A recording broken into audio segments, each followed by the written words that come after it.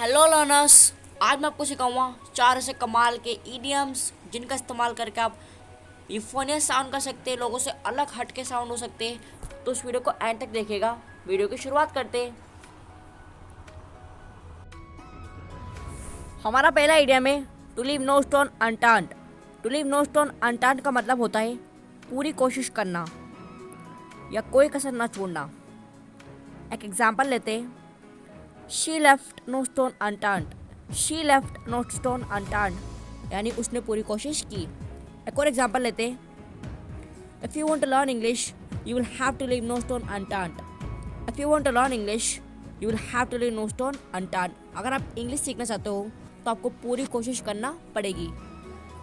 बढ़ते हमारे अगले इडियम की तरफ।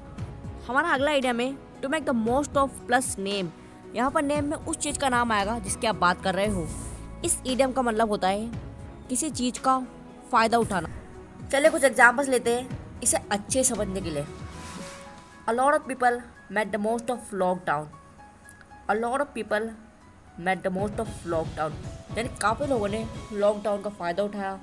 उन्होंने कुछ ऐसा सीखा जो उनके फ्यूचर में काफ़ी काम आएगा। एक और एग्जांपल लेते हैं। You should make the most of your precious time. You should make the most of your precious time यानी आपको आपके कीमती समय का फ़ायदा उठाना चाहिए ताकि आपके लिए फ्यूचर में हेल्पफुल हो सके। इसी के साथ बढ़ता हमारे अगले इडियम की तरफ। हमारा अगला इडियम है टू होल्ड वंस टंग।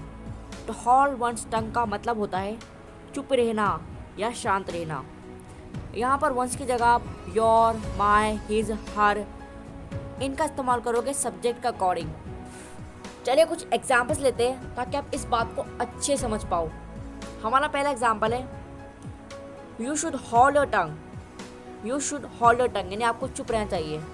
एक और एग्जाम्पल लेते हैं। She should have held her tongue at the party. She should have held her tongue at the party यानी उसे पार्टी में चुप रहना चाहिए था। यहाँ पर हर का इस्तेमाल किया गया है क्योंकि सब्जेक्ट शी है।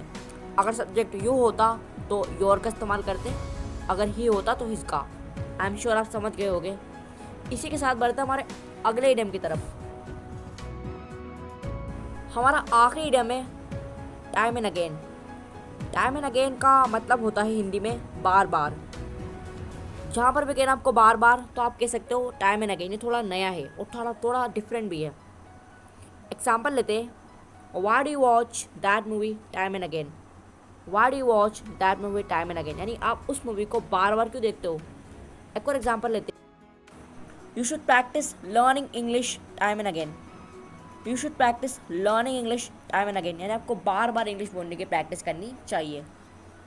अगर आपको वीडियो पसंद आई हो तो उसे शेयर करें। और यहाँ मैंने आपको कुछ सेंटेंसेस दिए हैं जिन्हें आपको इंग्लिश में ट्रांसलेट करना है ताकि आपकी इन ईडियम्स की प्रैक्टिस हो सके।